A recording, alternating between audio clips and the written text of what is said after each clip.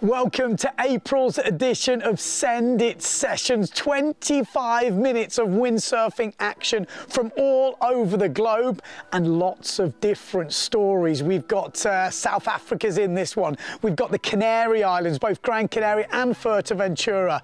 We've got Argentina, New York, but kicking us off, we are going over, well, we're going down under to New Zealand, and more specifically, Taranaki. Hi, I'm Eric from New Zealand. I live in a windsurf paradise called Taranaki, named after the mountain. It is a unique place with its 180-degree coastline, which means you can almost always choose a spot with side-off conditions.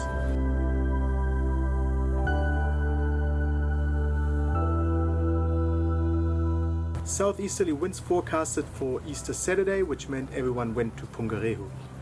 It is my favorite spot right at the most western point of Taranaki, only 10 minutes from where I live.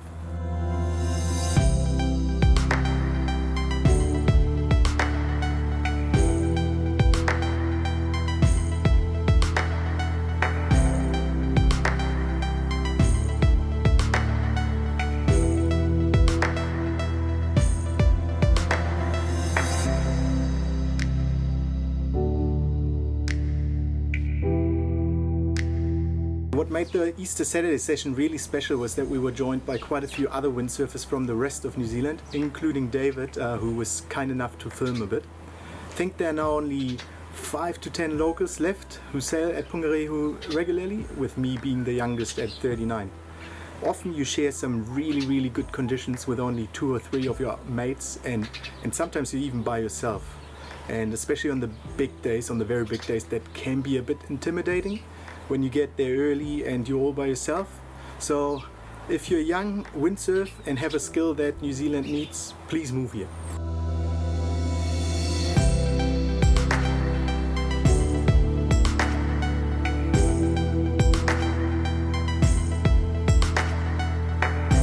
So for our standards it was quite busy, but with no more than 10 people on the water at any given time, there were plenty of waves for everyone.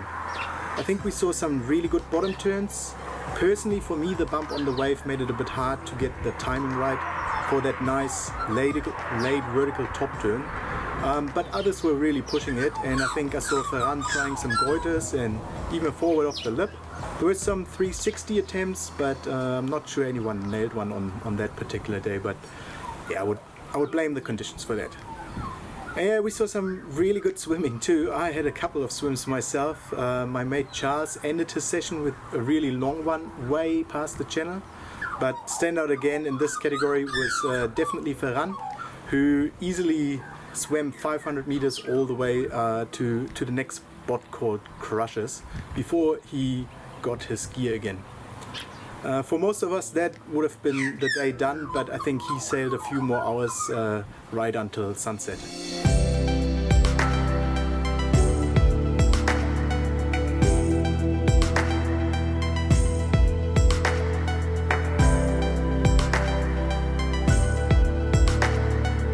I was on my 4.2 Simmer black tip and 86 flicker custom cord.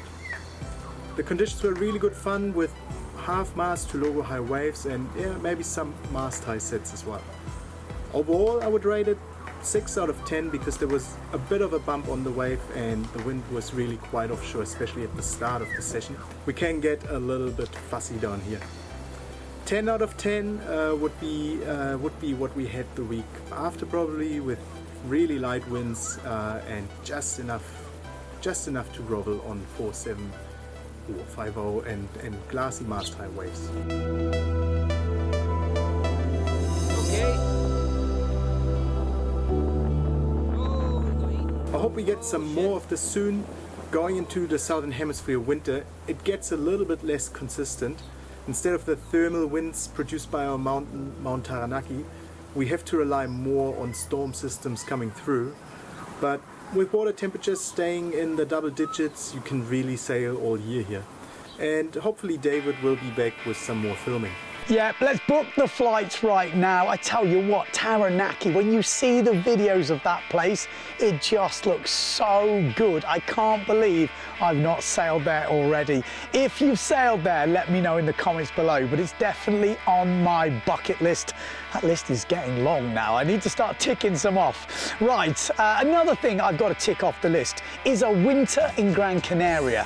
Yes, because we just got sent this from Pons, and this is starboard tack in Gran Canaria. North shore of Gran Canaria normally works with different winds as it works in Pozo. When it's not windy in Pozo and the wind turns a bit east, the wind accelerates in the North shore. That day was perfect because it was east, perfectly east, and a few degrees from the south. That makes perfect side shore and sometimes a bit side off conditions.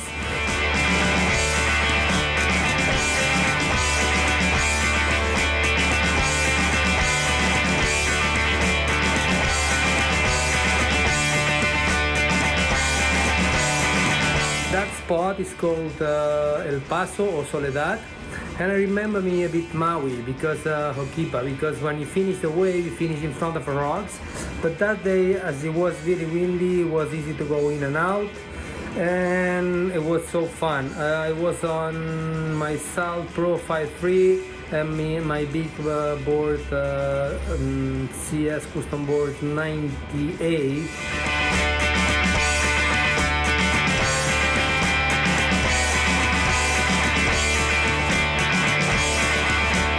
We had a really nice session. It was Philip, Jorge, and John there, and we didn't have any camera. But suddenly, a guy who's living up there is filming from the balcony. That's why his Instagram is called Balcon Films, and he filmed from there.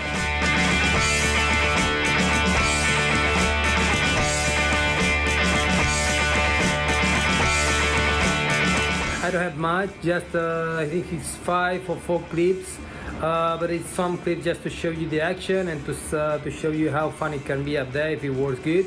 Yeah, it looks crazy, doesn't it? Obviously not much footage there. He said some random guy on a balcony filmed it, which is why. But you got to do what you've got to do. So cool to see it though. It looks such a good wave. I think Gran Canaria, you know, is really well known for Vargas and Pozo, but there are definitely other spots, I think, in all the Canary Islands. More on some of those in a minute. But next up, we are going to one of the crazy adventurers out there. Yes, you know, there's the normal guys like me, and we go to the normal haunts, South Africa, the Canary Islands. But there are other people like Martin, who is a bit of an adventurer. I'm traveling in South America almost 6 to 8 weeks a year. And wherever I find a nice spot for windsurfing, I take some hours and go windsurfing. And especially in Argentina, there are many special places because you have a big difference in temperature between the Andes and the flatlands in Argentina on the eastern part of the Andes.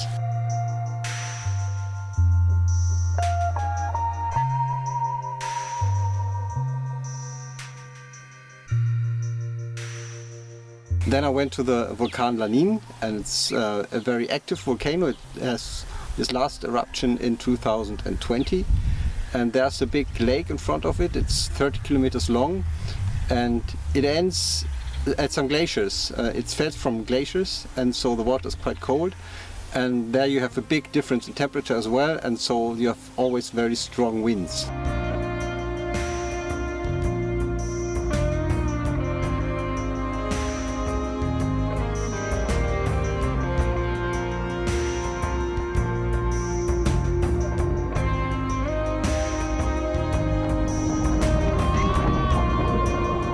It was perfect for the 4.7 sail, and I was completely alone. There was nobody else around, and the water was so clear and quite cold, but it was so blue and nice, the atmosphere, that I went windsurfing for some hours there. It was very, very special.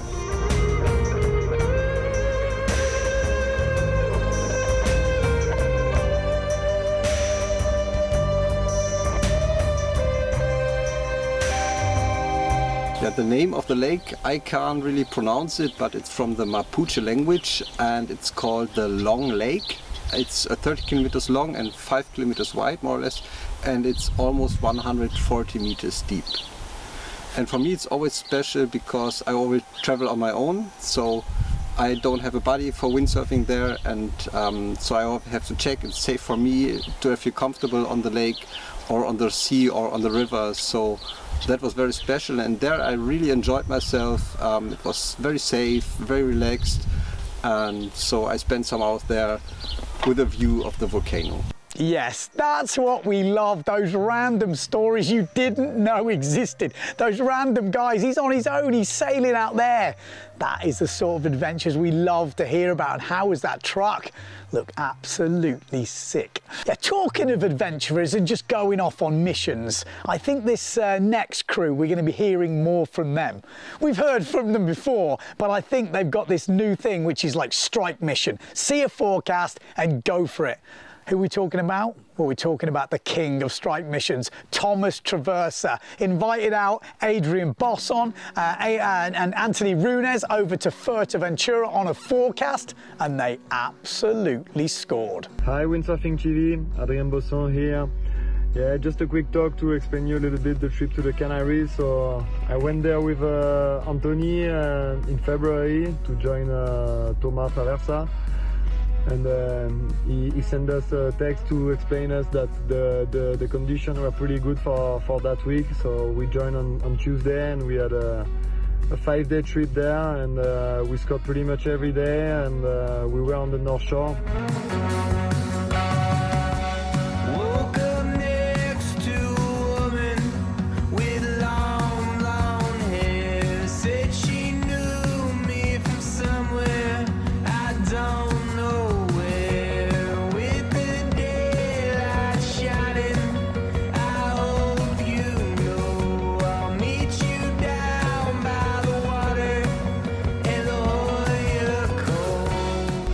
The starboard tack condition and side offshore, so it was pretty good. The swell was pretty big on some days, like a mast and a half high.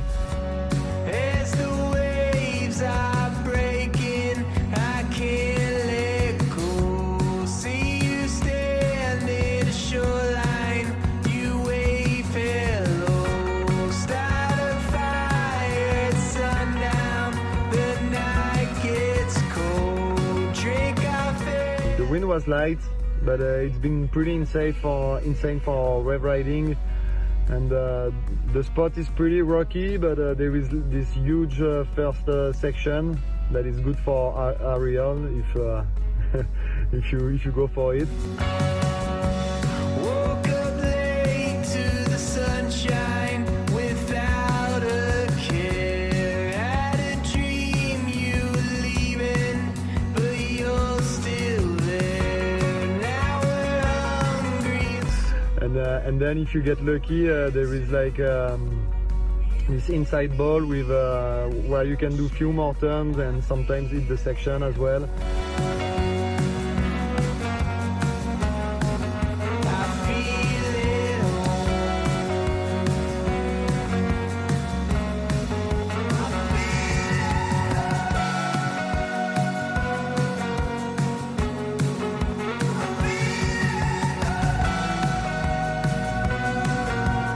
But yeah, definitely a good trip with friends, and yeah, we really enjoy, and I'm looking forward for the next one. There we go, the boys absolutely scoring. Did you see those waves? Did you see those aerials? And I think we're going to be seeing way more of those type of strike missions, the way the forecasts work these days, you know, the way flights are. You can see a 2 to 3 day forecast and just put yourself out there, score it, get back, you know, get back to work, get back to whatever you're doing.